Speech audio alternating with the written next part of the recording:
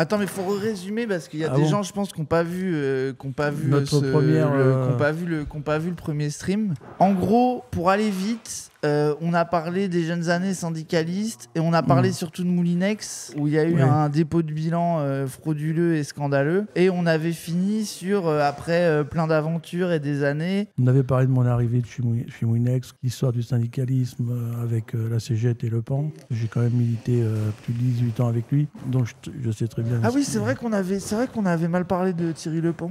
Non, on avait été très pragmatiques, on avait dit la vérité.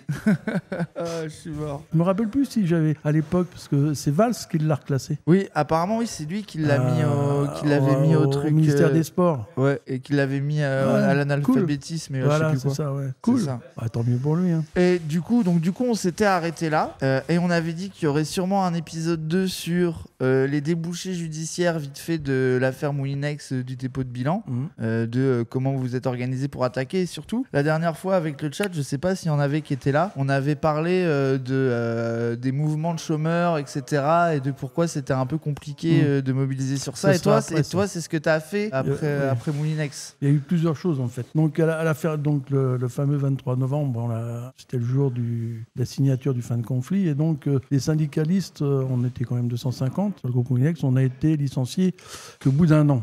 Alors je vais le faire très vite. En fait, au mois d'avril 2002, je ne sais pas si vous vous rappelez, quand Jospin a brillamment échoué pour le deuxième tour. Parce que vous pleurez aujourd'hui sur la gauche, les gens. À une époque c'était donc, Jospin. Hein. Et c'était, à l'époque, c'est là il avait dit, pour Michelin notamment, l'État ne peut pas tout. Bah oui, il a compris sa douleur.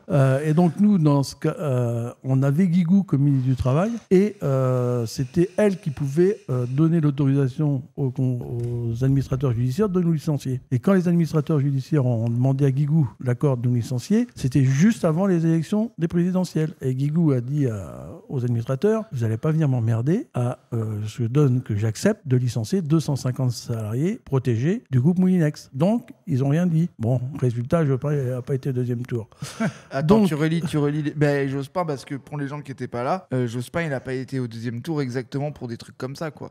Genre, c'était le truc de premier tour, je sais pas, une campagne socialiste. Oui. L'État ne peut pas tout. Nous, il s'est foutu de nous. Enfin bon, ça c'est pas grave, on va passer assez vite. Même le bilan Jospin, le bilan de la cohabitation, privatisation et tout, quoi. Donc il se ramasse une gamelle, la droite arrive. Donc les administrateurs judiciaires refont une demande de licenciement des salariés protégés. Parce que jusqu'ici, vous n'aviez pas sauté. Non. Parce que l'inspection du travail l'a refusé, et ça a été refusé à chaque niveau parce qu'il n'y avait aucune proposition de reclassement. Donc là, il recommence la procédure. Alors, l'inspection du travail refuse. Donc ça finit au ministre. À l'époque, c'était, depuis l'arrivée de la droite, Fillon. Oh putain. Ah, c'était Fillon qui était au travail ? Oui. Oh, donc Fillon accepte notre licenciement, bien évidemment. Étonnant.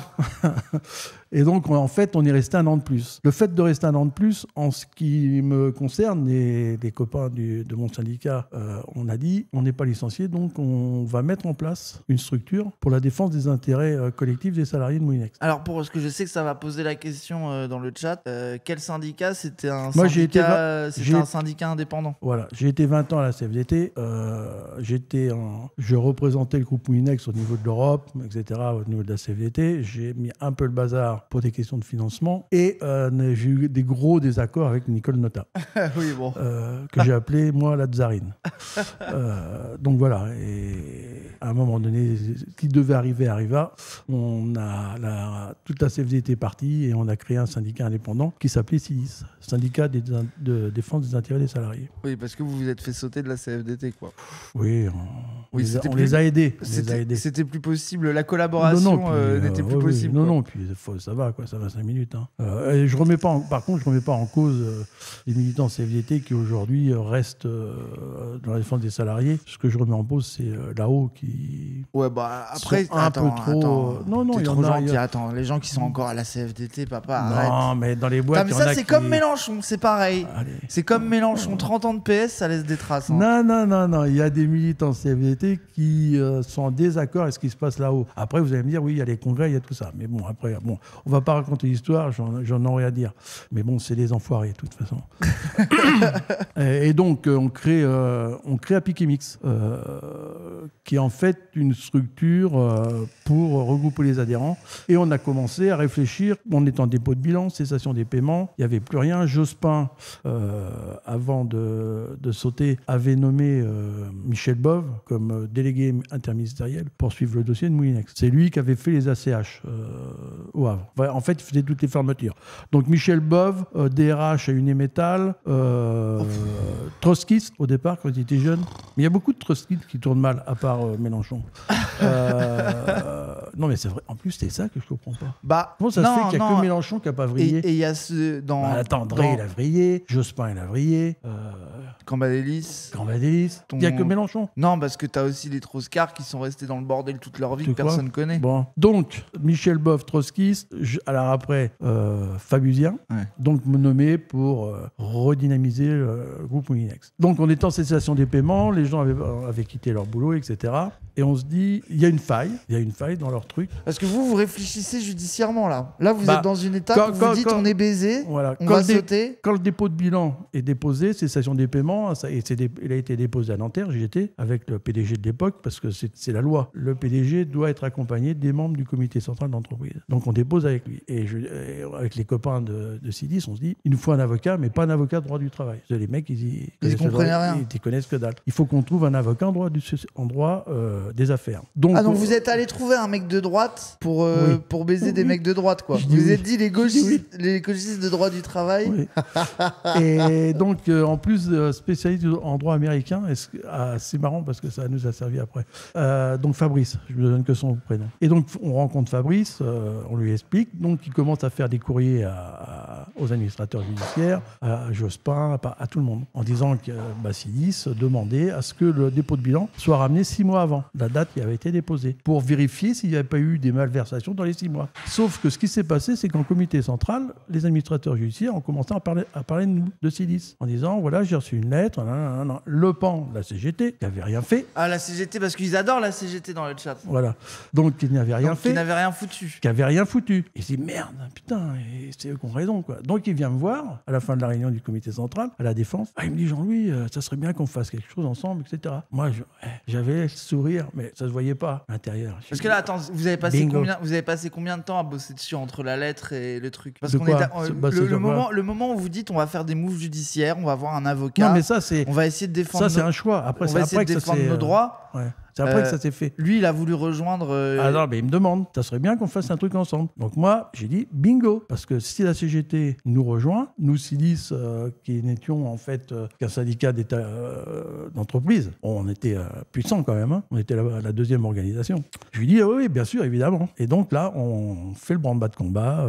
On débarque chez le proc à Nanterre sans rendez-vous. Il nous engueule. Il nous fait un discours sur l'économie pendant 30 minutes. Mais à la fin, il nous dit, si dans 48 heures, vous me ramener les éléments concrets pour engager une étude, une enquête préliminaire, je le fais. On avait tous les dossiers depuis des mois, etc. Donc on a tout ramené. Enquête préliminaire engagée qui a duré. Parce que là, attends, parce que tu dis on avait tous les dossiers, ça veut dire qu'avec l'avocat, vous avez dû monter tout un... Non. Ah, c'est vous aviez dossiers... déjà le matériel à filer à l'avocat. Au niveau du comité central, de toutes les merdes qu'il y a eu, on avait fait faire des études, des experts, etc. Donc l'avocat... Et les merdes, c'était pour que les gens y comprennent. C'est sur quoi? C'est sur des malversations des patrons, de la gestion frauduleuse de la thune, ce genre de trucs, c'est ça? Oui, parce qu'il y a le fait de faire le dépôt de bilan d'une boîte, de délocaliser la mondialisation, mon cul, et il y a des actions illégales des patrons. C'est parce que c'est deux choses différentes, parce qu'il y a des entreprises qui peuvent fermer où les patrons utilisent le cadre de la légalité pour baiser les salariés, mais au final tu peux, t'es un peu limité dans tes actions, alors qu'à Moulinex, a priori, les mecs ont vraiment fait du sale, quoi. Oui, ça fait du sale. Bléo, il a été 48 ans en garde à vue quand même, c'était mon plus grand plaisir. Et donc Bléo était... Et Bléo, les gens, c'est le PS, hein. hein, pour que vous sachiez. Oui. Il a été président du PSG mangeait... après. À l'époque, ils étaient Oui, nuls. il a mangé dans toutes les gamelles, en fait. C'était un il énarque, a fait la SNCF aussi. C'était un énarque de la promotion Mendes France, où situe le personnage. Très copain avec Martine Aubry. Et en fait, il avait déjà eu des gamelles au cul sur la sidérurgie. Moi, je ne me rappelle plus lequel c'est pas grave.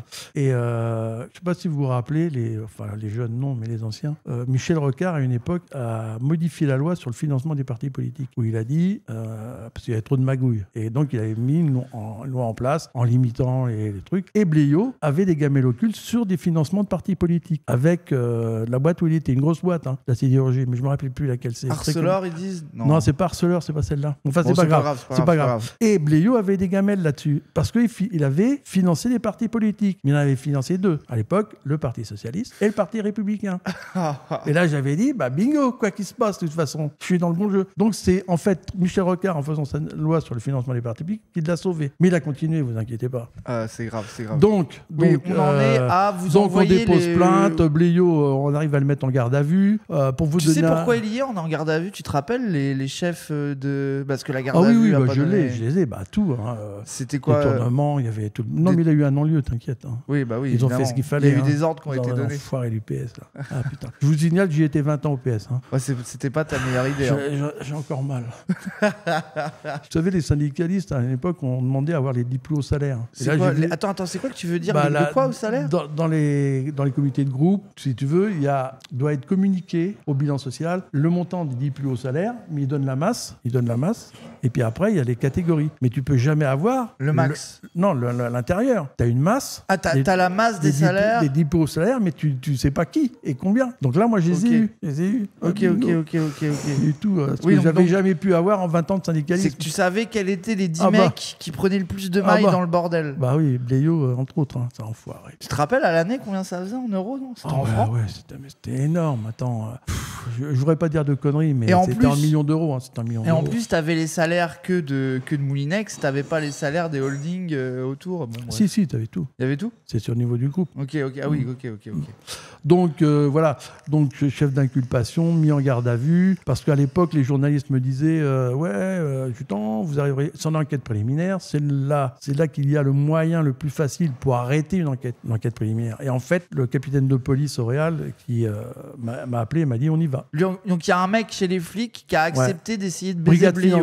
Donc brigade financière, moi j'y suis allé en candidat libre. Mais là c'est vraiment c'est quoi la série les gens avec la brigade financière là, avec un flic qui pue le café avec un costard pas cher. Non mais attends, moi la première fois que j'y suis allé, parce que si tu veux, on avait déposé plainte au proc, donc j'y suis allé. Le PAN m'a jamais suivi. Je vais vous expliquer une petite anecdote après. Donc j'y vais, quand je suis arrivé dans leur bureau, ils étaient deux, il y avait 13 mètres carrés. Ouais, pour la brigade financière, c'est qu'on on est d'accord. Ce dossier-là. On est d'accord.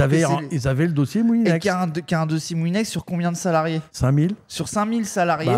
Partout dans le monde. 5000 salariés, ils étaient deux dans un bureau de merde sans fenêtre. On était le premier groupe de petits électroménagers avec Seb en Europe et dans le monde. Donc vous imaginez. Oui, c'est ça. Et donc le gars, je commence à lui expliquer les choses, mais il me dit si vous me dites pas où il faut aller, je pourrais pas. Je dis vous avez tous les. Il dit on a 3 remorques.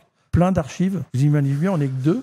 Si vous ne me dites pas où il faut aller, on ne pourra jamais. Donc, on leur a dit où il fallait aller. Donc, ils y sont allés. On a trouvé des choses intéressantes. Je les ai toujours, d'ailleurs, les enquêtes. Et donc, et d'ailleurs, là, pour la petite histoire, pour Le Pan, qui est le grand défenseur des droits. Le Pan, les gens, attends, je redis, Le Pan, pour les gens qui ne savent pas. Qui a presque été secrétaire général de la CGT. Il a réussi à faire l'exploit d'être élu secrétaire général de la CGT après Thibault. Oui. Il a réussi à tenir 3 mois parce qu'il a claqué des milliers d'euros dans un bureau. Non, il a voulu. Il a pas eu le temps. Il n'a pas eu le temps. Ouais. Il a voulu claquer je sais pas combien de milliers d'euros pour refaire son bureau. Parce que ils ont dit bon, vas-y. Il faisait pareil chez Moulinex. On le fait sauter. Quand il m'a remplacé au comité central, il a fait des trucs. Enfin bon, c'est pas grave. Donc Auréal, donc le capitaine de police de la brigade financière, moi j'y suis allé 4 fois. Parce qu'au bout de 2-3 heures, je comprends qu'il y a des gens qui avouent. Parce qu'ils vous interrogent, et on annote, on signe à chaque fois, et ça dure. Et donc je partais. Et il me dit, ouais, mais vous allez revenir. Oui, je vous inquiète pas, je reviendrai. Et au bout de 4 fois, donc moi j'avais fini, il me dit, mais ça fait plusieurs fois que je convoque Le Pan, il vient pas. J'ai commencé, il vient pas, parce qu'il avait déposé plainte avec moi. J'ai dit, attendez, je m'en occupe. Donc réunion à l'union locale de la CGT, puis à la fin, je le chope, je lui dis, Thierry, il va falloir que tu fasses quelque chose là, parce que Auréal m'a dit que tu ne venais pas à ces convocations. Donc c'est simple, tu peux ne pas y aller. Mais prochaine Assemblée Générale des salariés, je vais les informer que tu veux pas y aller, et puis je vais lire la presse aussi. Alors Thierry me dit, attends, je m'en occupe. Il s'en va. Il revient un quart d'heure après, il me dit, bon, c'est bon, j'y vais. C'est au mois de juillet, je me rappelle. J'y vais au mois de juillet, j'ai rendez-vous avec Auréal. Donc il est allé. J'ai vu son dépôt, ce qu'il a déposé, un mauvais tract. Il y avait rien, un mauvais tract. Je ne comprends pas s'il a moyen de faire sauter un patron et de faire du fric. Je comprends pas son intérêt. Mais non. Pour toi, ta théorie, c'est franc-mac un peu, c'est ça? Bah c'est un franc-maçon. Oui, je sais que c'est un armé. Avec Bléo. Oui, donc toi, ta théorie... C'est pas une théorie, c'est une conviction. La journaliste... la journaliste... Le niveau de complotisme la est monté d'un coup. Ah ouais, mais... Et tu sais de quoi je vais parler? La journaliste qui a écrit le bouquin Les 20 ans de la CGT, qui était amie avec qui tu sais. Ok, oui. Tu vois de qui je parle? Oui. C'est elle qui me l'a fait rencontrer. Et donc, je l'ai rencontrée une journée. Et donc, à un moment donné, elle me dit, Monsieur Juton, elle est venue à Caen. Hein. Donc, elle m'a parlé du pourquoi, du comment de Le Pen. Et qu'il soutenait Soubi, par exemple, qui était le conseiller social à Bléo. Et, Le Pen était soutenu par Soubi pour être élu à une commission nationale, oui, après, c'est pas grave. où tous les syndicats sont représentés. Et donc, et elle me dit, il faudrait que tu m'emmènes à cette rue-là. Je dis, ah ouais, mais pourquoi tu veux que je t'emmène là? Parce que c'est là qu'il y a le siège des francs-maçons, et c'est là que Thierry va. Et il s'en est toujours défendu. Après, la vérité, c'est que... Non, mais francs-maçons, à une époque, je peux comprendre, mais aujourd'hui, c'est une agglomération de magouilleurs. Bah, en fait... Les mecs, c'est un réseau, et quand il y en a un qui est dans la merde, comment je fais pour plus qu'il soit dans la merde? Alors que c'est pas ça, en fait, au départ, la franc-maçonnerie. Aujourd'hui, je parle. Hein. Les gens, surtout, ils ont l'image du truc où les gens, ils sont en robe et ils se mettent d'accord dans une cérémonie, alors que c'est juste une communion d'intérêts politiques, quoi. C'est juste des gens... C'est au-delà de ça, maintenant. Ils pourraient ne pas être ils défendent des intérêts personnels. Oui, c'est ça. Ça a dévié complètement. C'est ce que je dis, c'est ça. Mais ils pourraient ne pas avoir... C'est juste que c'est rigolo de dire c'est des francs-maçons, parce que voilà, mais ils pourraient ne pas être francs-maçons, c'est juste des gens qui sont copains, quoi, et qui se défendent les uns les autres, quoi. Oui, mais c'est un réseau qui est... Les gens s'imaginent à West mais c'est un Rotary Club. Oui, c'est ça. Mais mais en fait, c'est moins rigolo que l'image capuche dans une crypte en train de faire des trucs, alors que c'est juste des gens qui se connaissent et ils se mettent d'accord pour des bails, quoi. Oui, c'est un Rotary Club avec un lore, c'est ça, exactement. Oui, exactement. C'est plus complet. On va pas faire un cours sur la franc-maçonnerie. mais bon. Mais donc, globalement, de toute façon, c'est juste pour dire que être à la cégette empêche pas d'être un traître et de sucer des patrons. Non, j'ai pas dit ça. Moi, si Le Pen a réussi à duper des gens de la cégette, il est très fort. Basta. Je dis que ça. Moi, je dis pas que la cégette magouille. J'ai dit que Le Pen a su se démerder. Tu vas avoir du mal à les convaincre ici sur la direction de la cégette. Je m'en fous.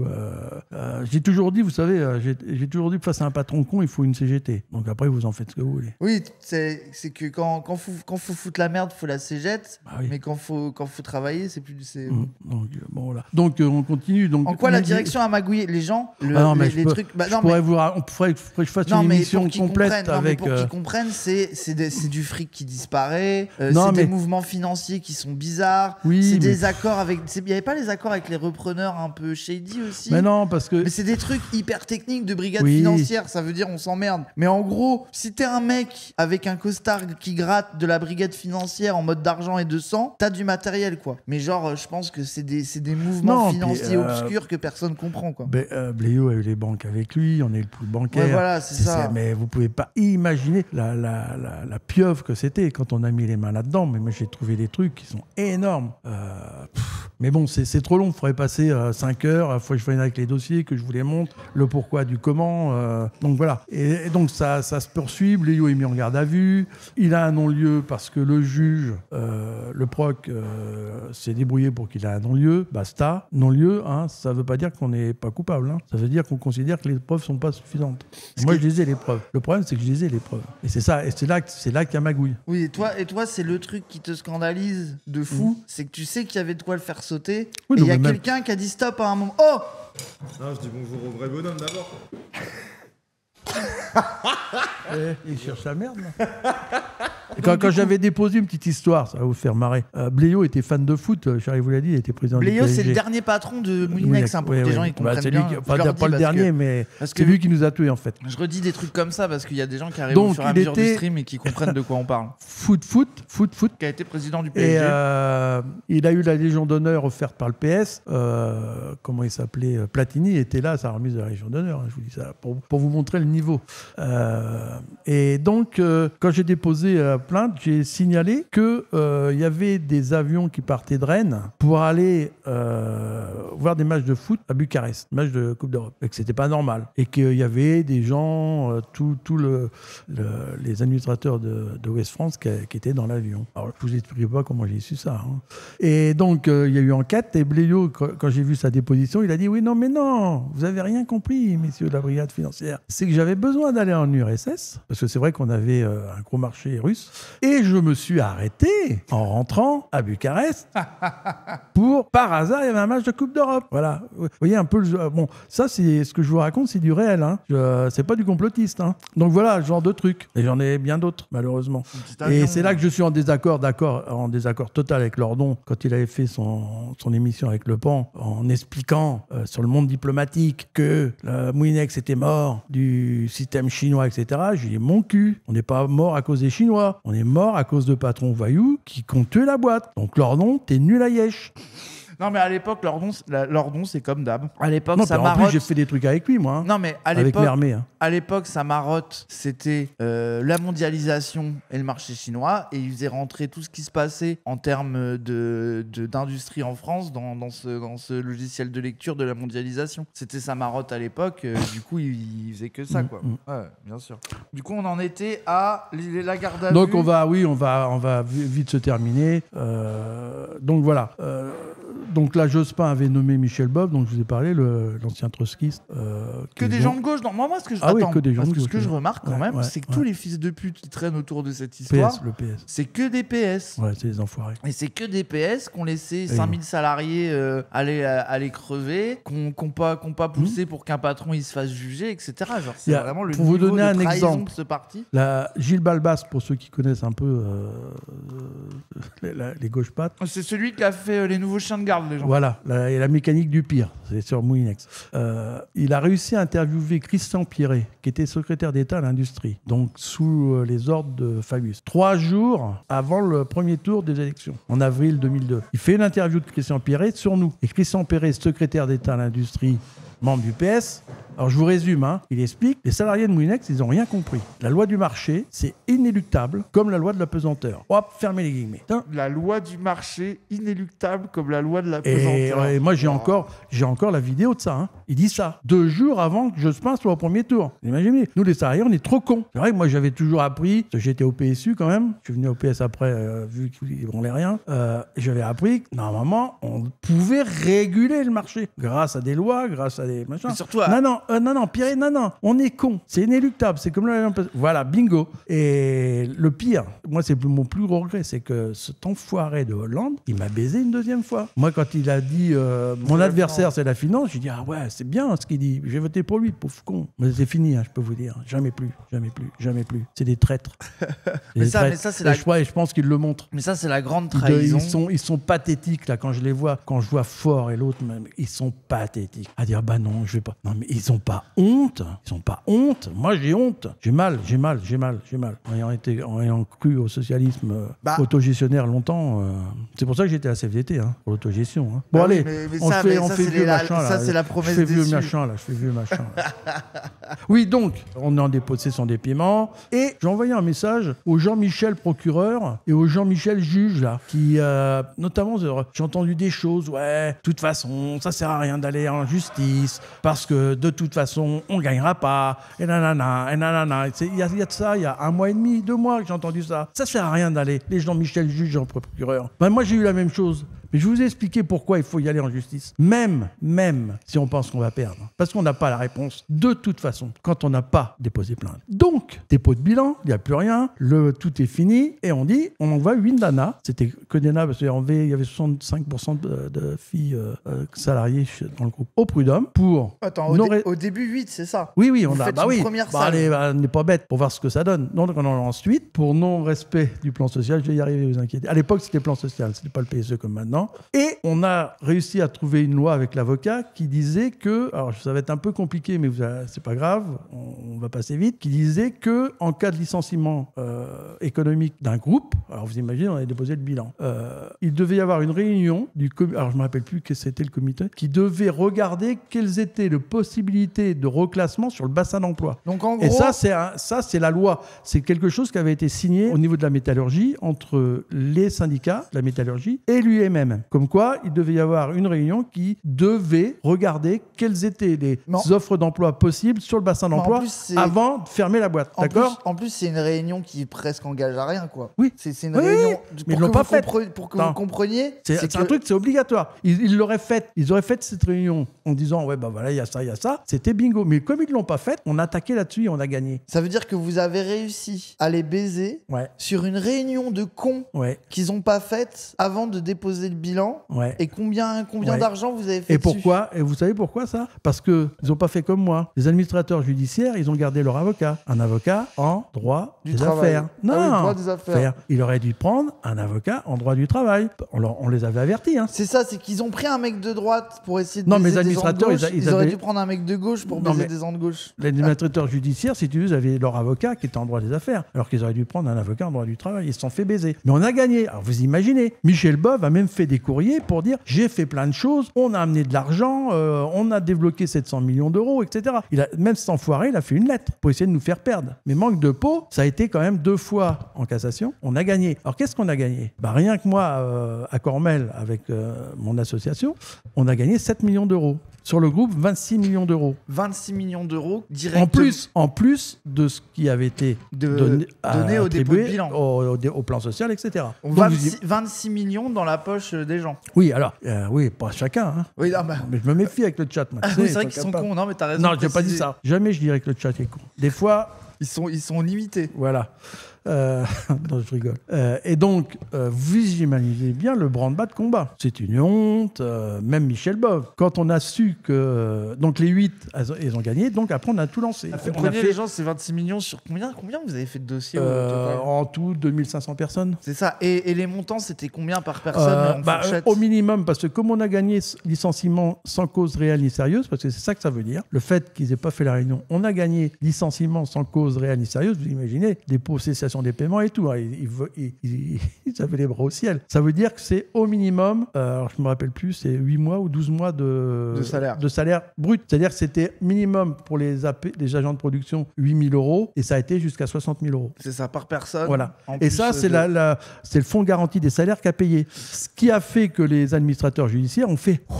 Parce qu'ils auraient pu être responsables de ça. Mais comme ça a été retenu licenciement sans cause réelle ni sérieuse, c'est à la date du licenciement. Et donc, le fonds de garantie des salaires prend tout ce qui est des salaires à la date du licenciement, 30 jours après. Donc, c'est le fonds de garantie des salaires qui a payé et pas les administrateurs. Ça, c'est dommage quand même. Ça aurait été bien que ce soit les administrateurs. Après, au moins, vous avez touché l'argent, quoi. Oui, oui. Donc, vous imaginez. Et Michel Bov, donc on a lancé tout. Ça a duré 6 ans quand même, le BINS. Hein. Le dernier dossier que j'ai fait sur le sujet, c'est un salarié protégé. On a fini il y a 2 ans. Ah oui, d'accord. Donc c'est depuis 2002-2003, c'est ça ? Oui, c'est ça, oui. Et donc, on a tout lancé. Et quand on a eu le résultat de la première cassation, comme quoi ils nous donnaient raison, en disant que les juges avaient bien respecté la loi, etc., parce qu'ils ne jugent pas sur le fond, mais juste sur la forme, quand les juges ont pris le dossier à Caen, ils m'ont convoqué avec l'autre fille du syndicat, Maggie.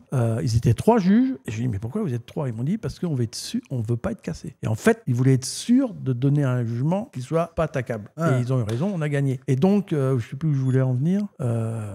Donc le jour où on a eu la confirmation qu'on avait gagné en cassation, on a appelé Michel Bov. Et Michel Bov nous pousse une gueulante. Je me rappelle, c'était à Paris. On avait une réunion avec Vauquier à l'époque, je me rappelle aussi, avec le foiré celui-là. Et Michel Bov, il pète un câble, il dit ouais, c'est pas étonnant, vous vous rendez compte, l'extrême droite qui est arrivée, Jospin n'est pas passé, c'est à cause de vous. J'ai dit mais attends, tu te fous de ma gueule. Là, il m'énervait là. J'ai dit tu te fous de ma gueule là. La justice, je reviens à ce que j'ai dit tout à l'heure, c'est fait pour être utilisé. Hein. Si on l'utilise pas, on peut pas avoir de réponse, donc on peut pas dire que tu vas pas gagner. Parce que tout le monde nous donnait perdant. Ce dossier, on est à plus de 26 millions d'euros, ça n'est jamais arrivé en France. Ça n'est jamais arrivé en France. Jamais, à cette hauteur d'indemnisation. déclaration. Et pour la petite histoire, la CGT ne s'est jamais portée partie civile. Jamais. Vous entendez bien? La CFDT l'a fait. C'est nous, quand on a lancé Silis. Ils se sont dit, il y a de la thune à faire quand même. Non, c'est pas ça, mais c'est par principe. Sur un dossier emblématique comme ça. Oui, tu vas normalement. Et quand alors France 3 à Caen, quand Thierry Lepant était présumé être secrétaire général de la CGT, donc ça montait partout dans tous les sens, hein, ils me convoquent et ils disent on fait un semi-direct avec vous, vous posez 2 questions à Thierry Lepant demain, qui sont en direct avec nous. J'ai dit non, je le connais, j'en pose qu'une. Ah bon? J'ai dit oui, non, mais attends, autrement, il va vous emmener en bateau. Je lui dis, vous lui demandez, alors j'avais plus développé, mais vous lui demandez pourquoi la CGT n'est pas partie civile sur le dossier des prud'hommes qu'on a gagné, ce qu'ils ont fait. Donc, il pose la question, Thierry répond pas, le mec il revient à la charge et je vous le donne en mine. Il dit, j'ai tourné la page, je vous assure, il a répondu ça. Il dit un truc genre, moi, je veux pas vivre dans le passé. Voilà, et j'ai tourné la page. C'est-à-dire qu'il est en train de dire à toute la CGT et tous les adhérents de la CGT qu'un mec qui avait les moyens de faire condamner un employeur qui n'avait pas fait son boulot moi, c'est pas grave, j'ai tourné la page. J'ai dit putain. Après les CGTistes, ils avaient qu'à pas les lire délégués syndicats à Moulinex aussi. Oui. Non mais, tu vois, non, mais c'est pour montrer. Et ça, et je vous assure, j'ai jamais compris. Alors, ils m'ont dit, ouais, il a touché de l'argent. Je dis, non, moi, je dis pas ça. Je dis, je ne comprends pas. C'est une honte. Mais parce que moi, je pense qu'il avait un destin national et il avait la flemme. Il a cru, mais. Non, mais je pense que c'est ça le truc. C'est que c'est juste qu'il s'est dit que lui, il avait des moves à jouer au national, que ça soit à la CGT ou ailleurs. Il n'avait pas envie de se casser le cul avec. Je pense que c'est même pas du truc de bizarre, d'argent ou de machin. Si tu veux. C'est juste que le gars s'en battait les couilles, il voulait faire autre chose. Il aimait les honneurs. Chez Moulinex, c'était pareil. Moi, c'est grâce à Thibaut qu'il est arrivé, hein, parce que comme Thibaut, si tu veux, celui qui devait le remplacer, il a eu le mec de chez Renault. Il a eu le malheur de dire qu'il était d'accord avec le fond sur la politique de la CGT, mais qu'il était en désaccord total avec son fonctionnement. Et là, Thibaut a pété un câble. Et là, il a dit, ça sera pas lui le futur secrétaire. Et donc, c'est là qu'ils ont nommé une nana qui a été contredite par la commission exécutive, parce qu'elle avait jamais rien foutu. Et c'est là que le pan est arrivé. Bingo. Bingo, ouais. Du coup, pour faire ça, vous avez monté une asso pour défendre les intérêts des salariés. Qui existe toujours, d'ailleurs. Et c'est là que, du coup, en fait, vous avez plein de salariés qui viennent vous voir pour que vous montiez leur dossier pour pouvoir aller au prud'homme et pouvoir prendre aussi, eux leurs billets, quoi. Et c'est comme ça que ça commence. Donc ça, déjà, une bonne partie de l'activité de l'asso, ça va être de monter des dossiers de cons pour que les gens ils puissent aller faire leur truc. Il y a des gars qui ont monté un logiciel pour faire le calcul du préjudice. On a fait tous ces trucs-là. On avait à peu près 20-30 personnes qui travaillaient là-dessus. Hein. Parce nous, rien qu'à Cormel, on a déposé 765 ou 767 dossiers, vous imaginez, à faire en 3 exemplaires, parce que sachant que les prud'hommes, c'est une action individuelle, c'est pas une action collective. Oui, parce que l'avocat que j'avais choisi, je peux vous dire, il était content. Et ça fait bingo, hein, il touchait 10%. Chaque dossier, il s'en mettait. En fait, celui qui a gagné du fric dans l'affaire, c'est lui, il a fait le million, quoi. Les salariés, ils ont entre 8 et 20 K, et lui, il a fait le million. Oui. Dommage. Non, mais bon, ça fait partie du rôle. Et donc, donc évidemment qu'il y a des gens, qui avaient adhéré. Parce que c'est la douille, parce que ça, pour moi, je trouve, c'est de la folie. Les gens, ça veut dire que ils ont beau savoir que tous les salariés sont concernés par le licenciement sans cause réelle ni sérieuse, les salariés sont quand même obligés de passer un par un. Ça veut dire que t'as même pas un truc de dire, bon, là, il y a eu 20 cas, 30 cas, 50 personnes, en tout cas, qui sont validées. À un moment donné, tu peux avoir une procédure simplifiée parce qu'on sait qu'ils sont tous concernés.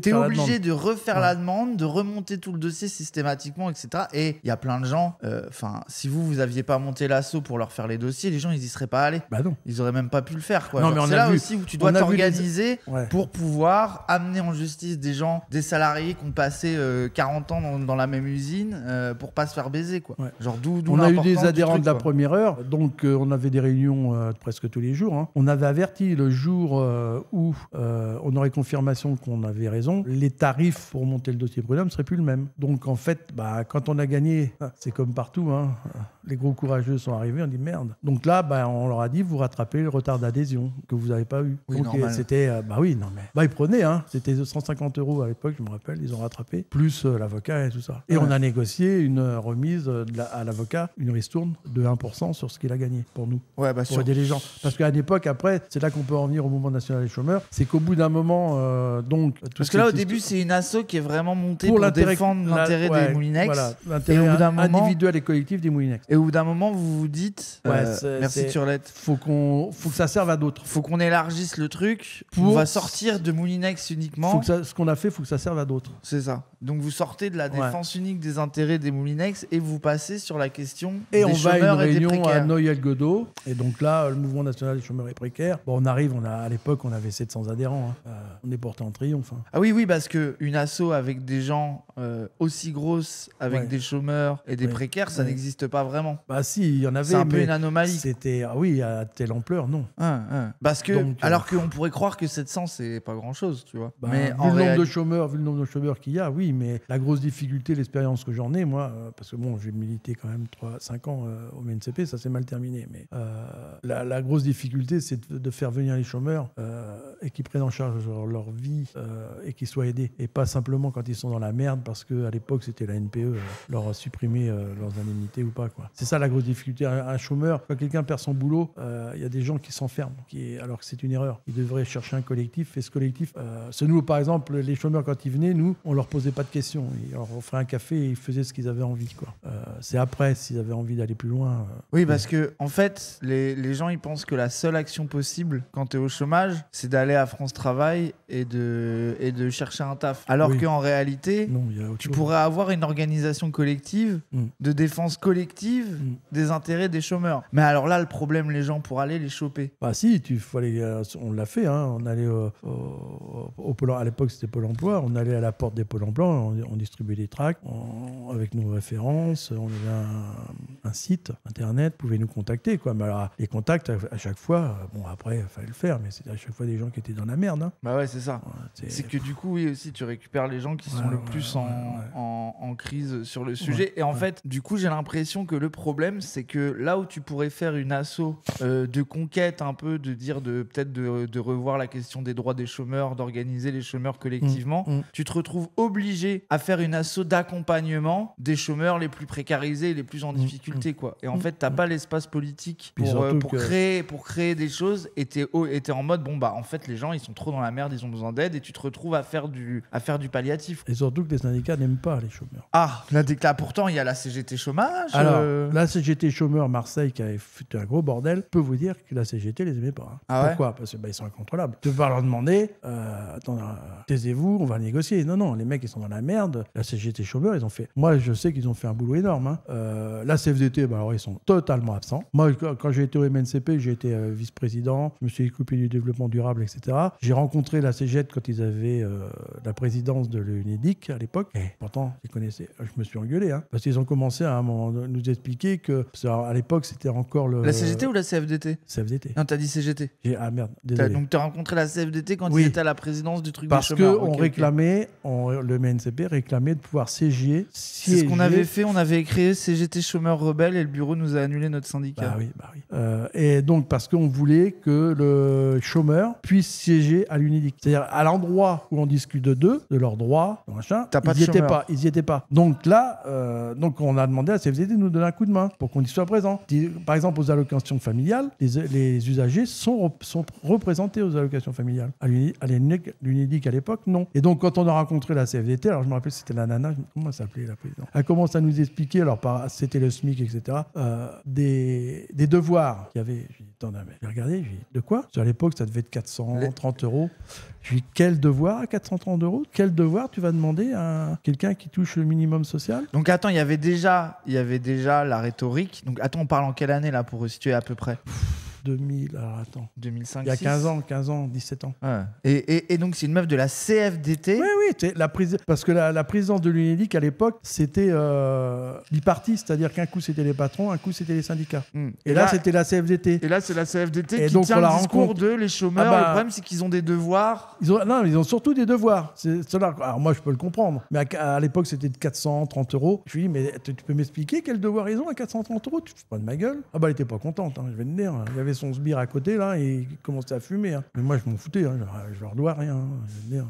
Mais ouais, c'est pour montrer l'état d'esprit. Non, mais ils sont en dehors de tout. Ils se rendent pas compte. Moi-même, hein, la première fois que je suis allé au MNCP, quand je suis arrivé à Noyelles-Godeau, dans la salle, j'ai vu des gens. Il y avait des gens qui étaient à la rue, qui étaient donc là, qui venaient là participer au congrès. Des gens qui étaient dans la merde. Putain, c'est vrai, moi, j'ai été solidaire avec les chômeurs. J'avais jamais été au chômage avant. Facile d'être solidaire, hein. Mais quand je les ai vus, j'ai dit, putain, mais je comprends qu'à un moment donné, comment on peut accuser ces gens-là de pas vouloir bosser, alors qu'il y en a plein qui s'en mettent plein les poches, qui foutent rien, qui bouffent sur la misère des autres. Alors, comme je dirais, je suis au crépuscule de ma vie, mais ça m'est insupportable. Encore plus qu'avant. Surtout qu'aujourd'hui, que l'extrême droite est en train d'arriver, grâce à tous ces peines-culs qui n'ont pas été capables de garder un minimum de conscience humaine, le parti...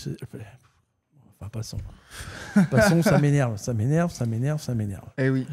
Mais du coup, j'ai honte. Le travail sur le terrain de la question des chômeurs, etc., ça consiste en quoi? Du coup, tu te retrouves... Parce que du coup, il y avait une quarantaine d'associations. Oui, mais on a une quarantaine d'associations, donc entreprises d'insertion. Moi, je m'occupais de ça, donc je suis allé un peu partout. Je suis même allé à l'étranger, j'étais invité, en Grèce notamment, pour expliquer à partir de cas individuels, comment on fait à partir de cas individuels qui sont posés par rapport à des droits, par rapport à des formations, etc., on peut en faire une résolution collective qui peut servir à tout le monde. C'est ça l'objectif. Et donc, il y avait plein de choses. Les boîtes d'insertion, par exemple, je me souviens à Motoban, j'y étais allé, une boîte d'insertion qui récupérait parce que sur Motoban, Tarbes, il y a beaucoup de haras et ils récupéraient le pain pour faire un aliment pour les chevaux. Et donc, il y avait des prisonniers qui pouvaient, au lieu de se retrouver à la rue, ils les prenaient en insertion, etc. Et la difficulté, c'est que le projet économiquement n'était pas fiable. Donc, il fallait obligatoirement avoir des subventions, soit du département, soit de la région. Donc là, etc. en gros, tu avais un truc qui reclassait des gens qui étaient dans la... T'avais des gens qui étaient dans la merde.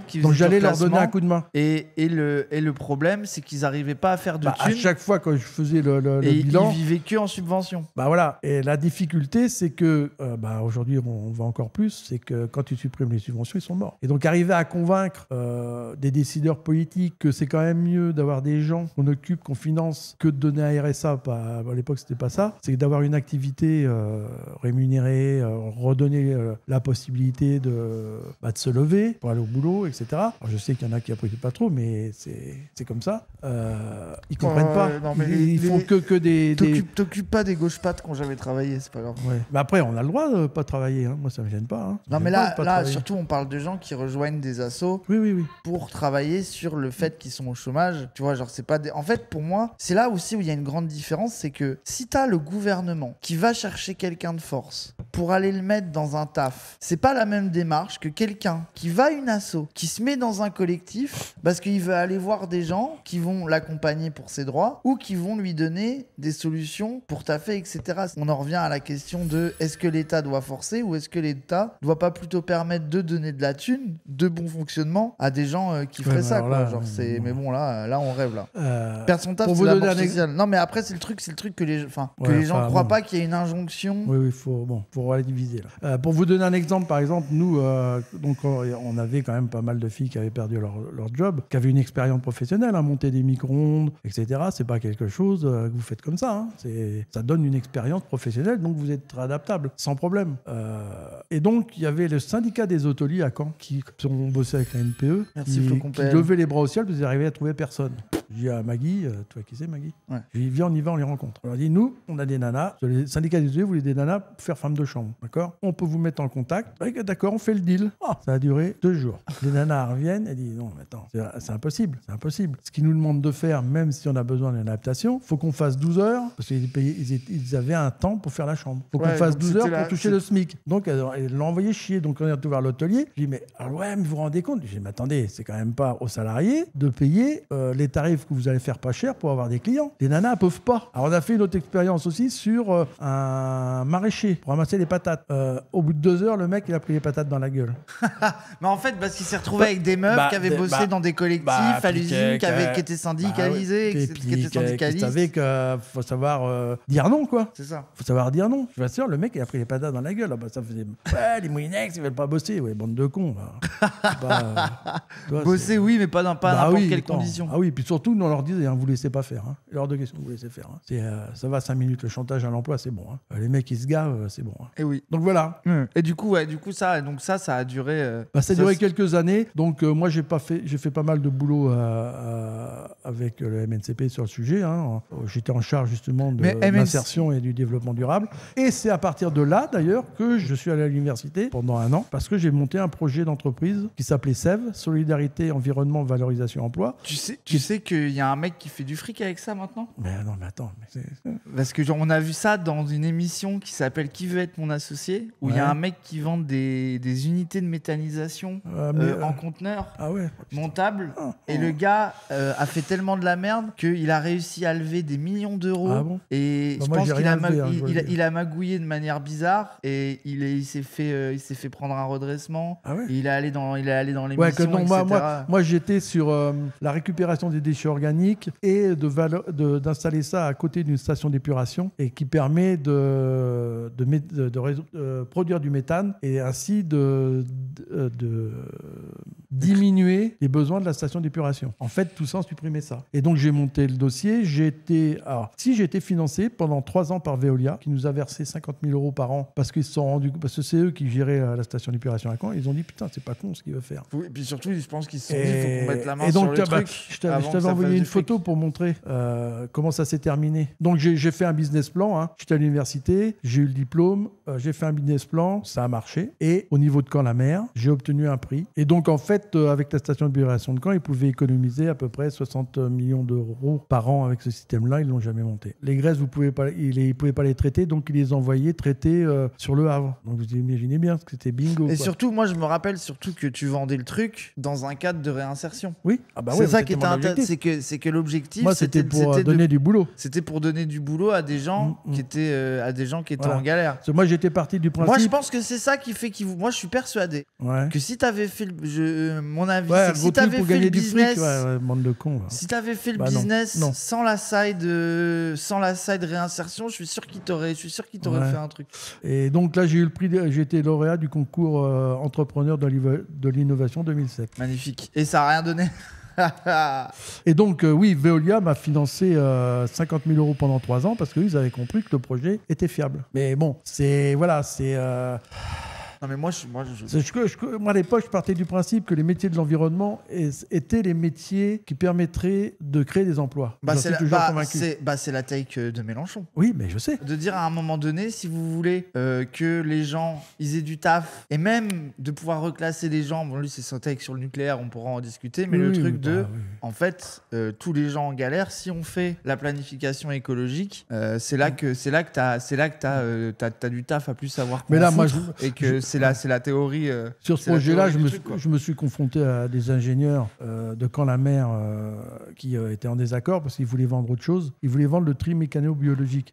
Une arnaque, mais une arnaque. En fait, je vais vous expliquer, c'est que les déchets ménagers, les poubelles, vous savez, les poubelles grises ou vertes, je ne sais pas quoi, dans votre pays, ils les mettaient dans un rouleau, qui les brassait, qui les écarte, qui les éventrait, et l'objectif, c'était de séparer la matière organique de déchets solides et de cette matière organique, de la méthaniser. Un scandale. Moi, dès le départ, je me dis, mais comment vous imaginez pouvoir récupérer de la matière organique comme ça ? Mais ça a coûté, il y en a qui l'ont fait, hein. C'était des millions d'euros d'investissement. Et il y a un jour, c'est la Chambre d'agriculture, parce qu'ils me connaissaient quand même, hein, ils m'appellent, la Chambre d'agriculture, parce qu'il y a un gars qui venait leur proposer à Bayeux d'installer une unité de tri mécano-biologique. Donc moi, je l'ai laissé faire, le mec, et je lui ai dit, mais dans votre business plan, le coût électrique, vous l'avez pas provisionné, comment ça se fait ? Bon, le mec, il a commencé à tiquer. Et puis, je dis au mec de la Chambre d'agriculture, moi, j'ai qu'une chose à vous dire. Son idée, elle est très bonne, à une seule condition. C'est lui qui fait l'investissement et c'est lui qui fait la gestion. Ah, l'autre, il est devenu vert. Parce que le principe, c'était la communauté de communes qui fait l'investissement et après, il y a un gestionnaire qui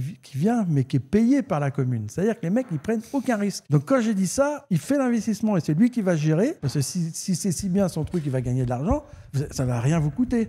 Ah bah le mec, ils ne l'ont jamais revu, je vous le dis. Le mec, il était pas content. Non, les mecs, Mais qui montaient une arnaque, un truc qu'ils savaient qui coûtait trop cher, qui marchait pas bien, quoi. Tri mécano-biologique, maintenant c'est fini parce que l'agence de l'environnement, qui veulent fermer, là, qui s'occupe de l'environnement en France, ils ont interdit le tri mécano-biologique. L'ADEME, voilà, c'est ça, c'est l'ADEME. Parce qu'ils ont vu que c'était de la merde. Bah moi, j'ai été soutenu et accompagné par l'ADEME, parce qu'ils ont compris aussi. Mais c'est ces mecs-là, c'est eux qui ont réussi à avoir le pactole. Bah non, parce que ça a arrêté, mais il y a des communes qui se sont fait avoir.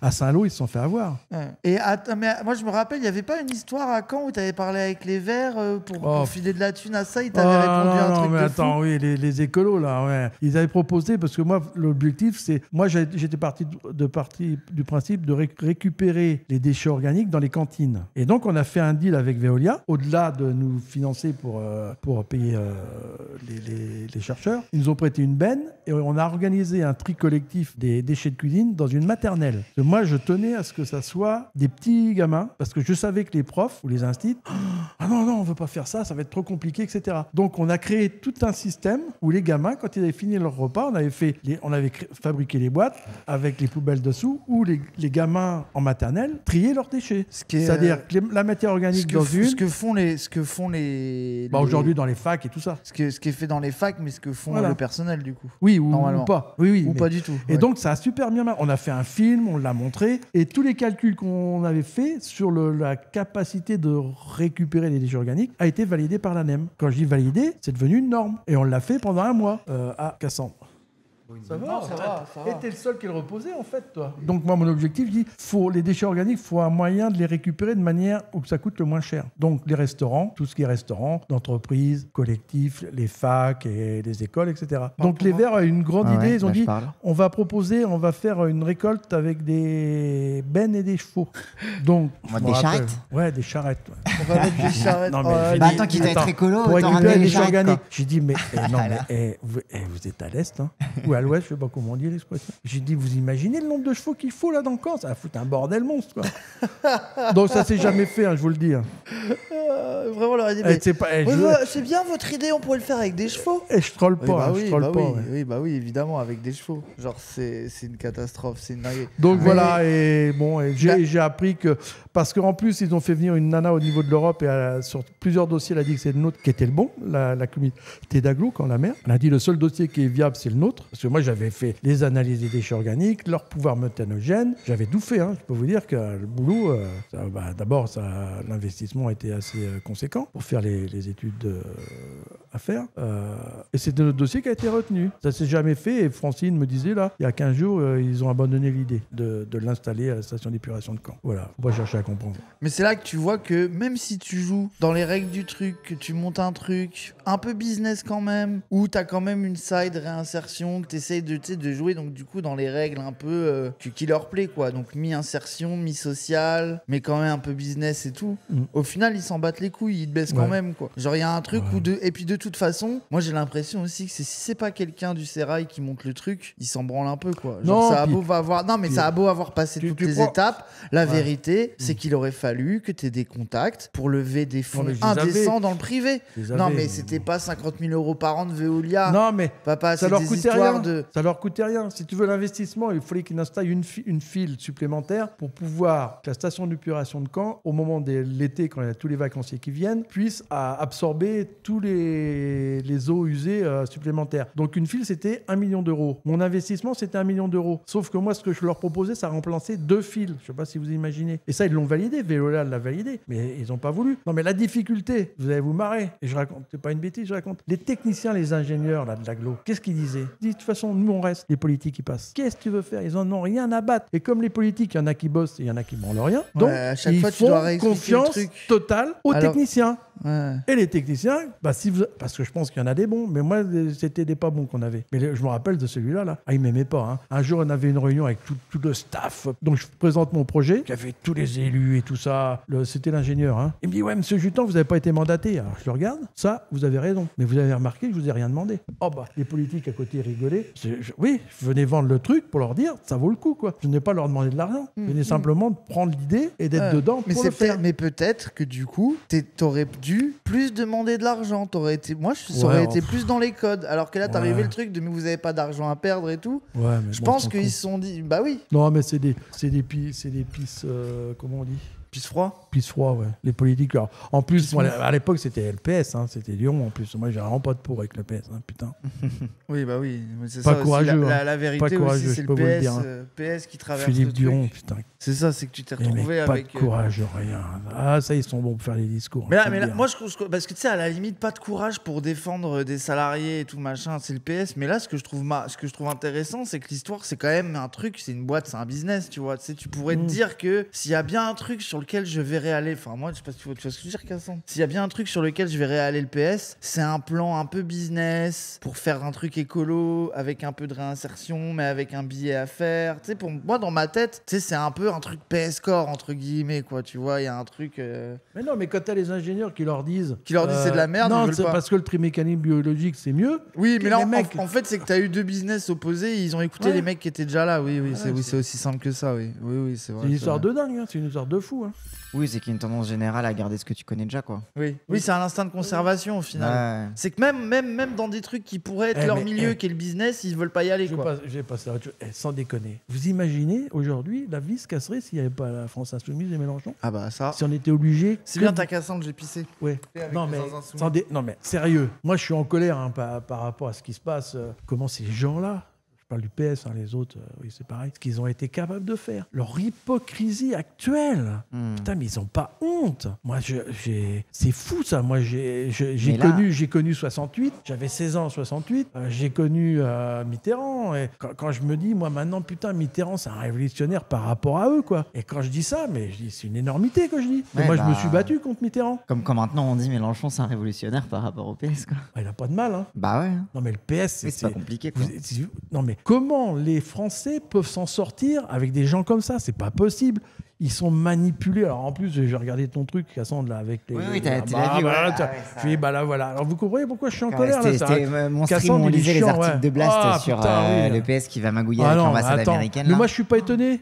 Moi, je suis pas étonné qu'aujourd'hui, l'extrême droite puisse te faire des choux gras sur la désespérance des gens. Bah oui. Quand t'es trahi, comment tu peux avoir confiance en ces gens-là? C'était la partie de l'article sur le référendum de 2005, où genre c'est vraiment le début de l'officialisation vraiment de l'UMPS, où in fine ça va ramper devant l'ambassade américaine en préparant l'élection de 2007 là.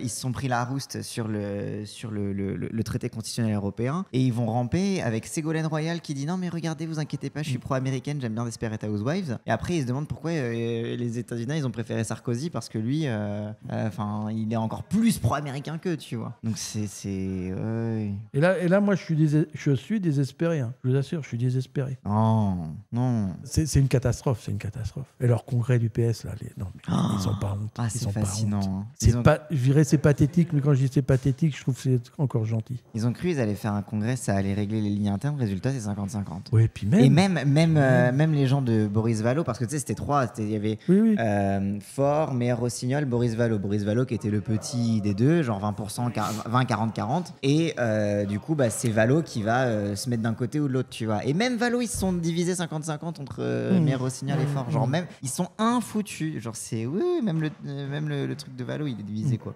De toutes ces expériences, moi, ce dont, après, je sais que je vais faire vieux, machin.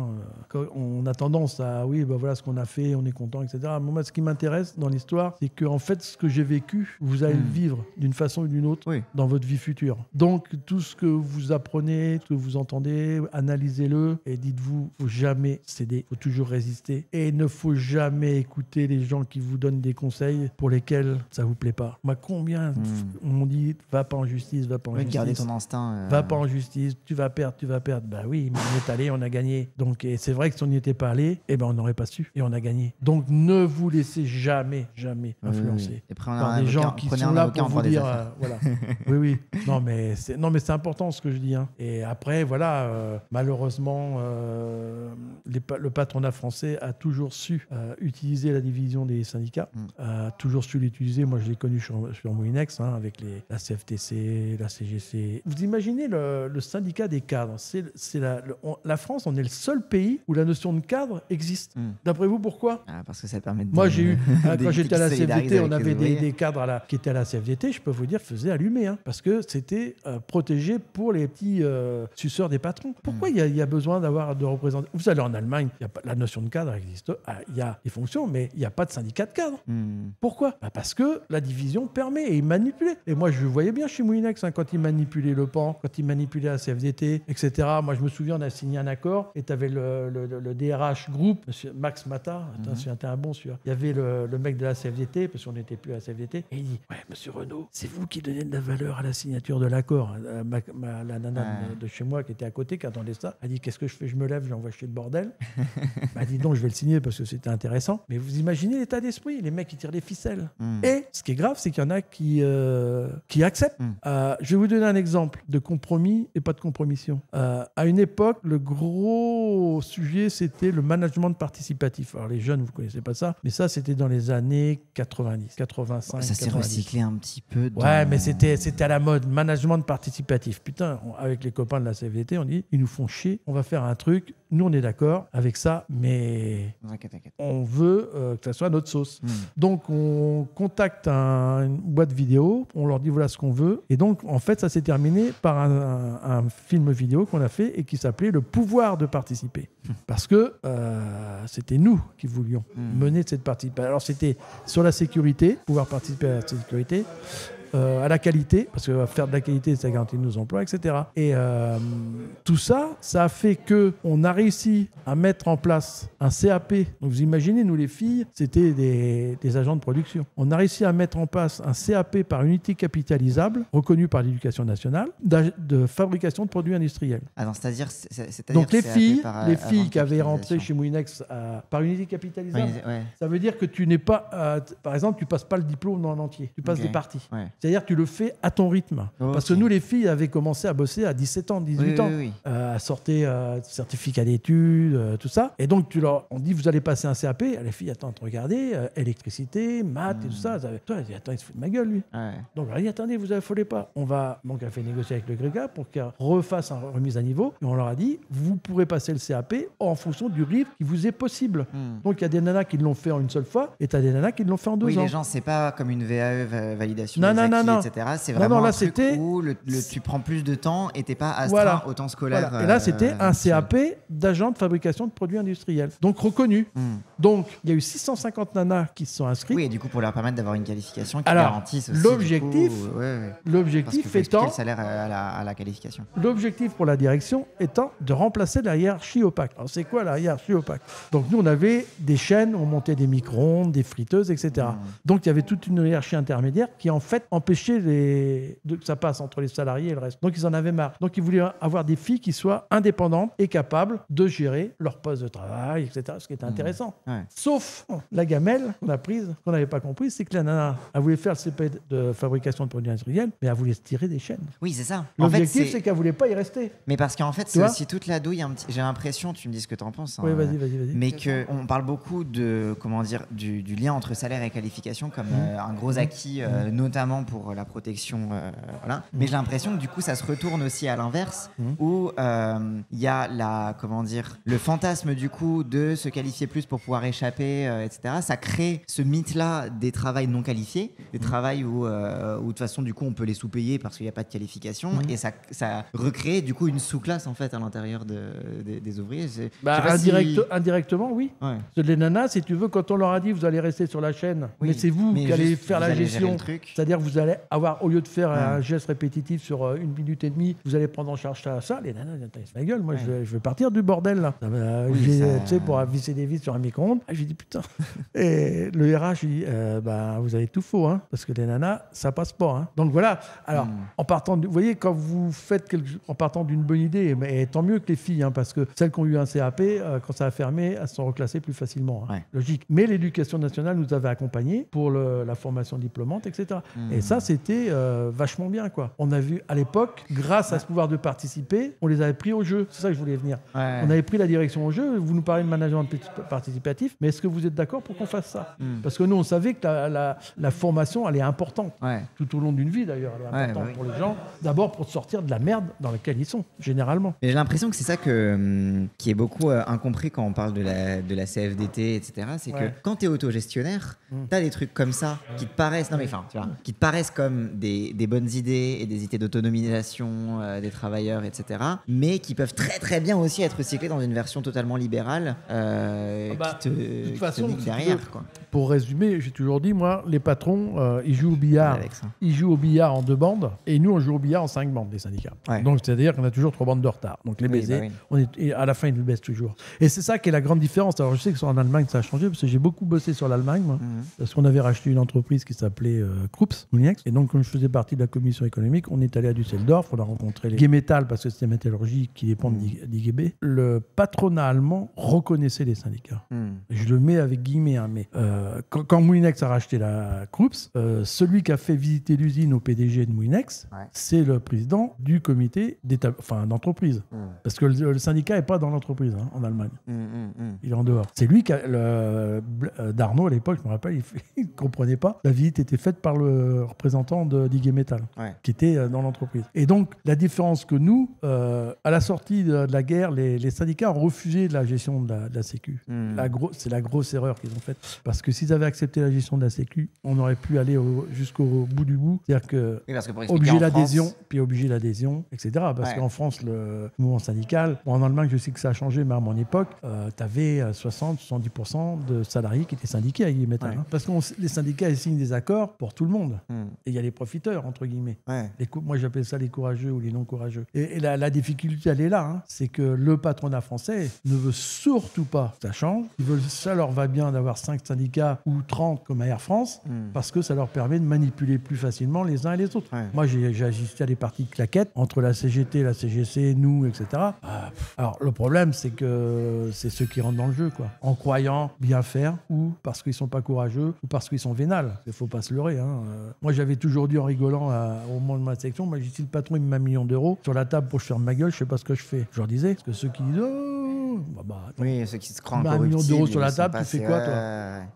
Et où je voulais en venir, justement, sur le pouvoir de participer, c'est que donc on a fait ce film, etc. Et on a eu un copain qui a été happé par un robot de soudure sur le micro-ondes. Et donc, c'était un copain de notre syndicat en plus, membre du CHSCT à l'époque, ça s'appelait comme ça. Et donc, on a engagé une action en justice. Et on a gagné. On a gagné, faute inexcusable. Ça veut dire que sa femme touche encore aujourd'hui son salaire. 30 ans après. Ça, c'est la faute inexcusable. Et pourquoi je vous dis ça? Parce qu'en même temps, sur le film, à l'époque, on avait des sous de l'Europe, etc. Mais la direction nous avait dit, on vous donnera, parce qu'il n'y a pas encore l'euro, ça devait être 50 000 francs. On vous donnera 50 000 francs. Le RH me convoque, la boîte, M. Boenec, il me dit, monsieur Jutan, il y a un problème, Charnalet va être condamné, faute inexcusable, parce qu'il savait qu'ils allaient être condamnés. Vous savez que s'il fait une faute qu'on a pénablement, le sursis, il va se le faire. Alors je le regarde, je lui dis, vous savez, monsieur Boenec, tout est négociable. Tout. La mort d'homme, non. Donc c'est niet, on y va. On ira jusqu'au bout. Qu'est-ce qui s'est passé d'après vous? Donc je suis rentré à la section syndicale parce que je leur avais dit, ils me convoquent pour ça, les copains, ils disaient, les copines. Et il a fait quoi? Je leur ai raconté, j'ai dit ça. Tout est négociable sauf la mort d'homme. Et donc il a mis en jeu les 50 000 balles. Qu'est-ce qui s'est passé d'après vous? Les 50 000 balles, ils nous les ont données. Ils nous les ont données. Alors je dis, je dis, attends, le RH, il a fait son jeu. Si moi j'avais dit oui, c'est moi qui serais responsable. Oui, c'est ça. Il a essayé de négocier. C'est pas négociable, du coup ils vous ont filé la... il a essayé. Mais si j'avais dit oui. Là, pour le coup, le vénal, c'était moi. Bah oui. Ah ouais, tu vois ça comme ça. Je dis, c'est un RH, arrêtez de rêver. Attends, c'est pas des communistes, les RH, c'est rare quand même. Bah oui, non.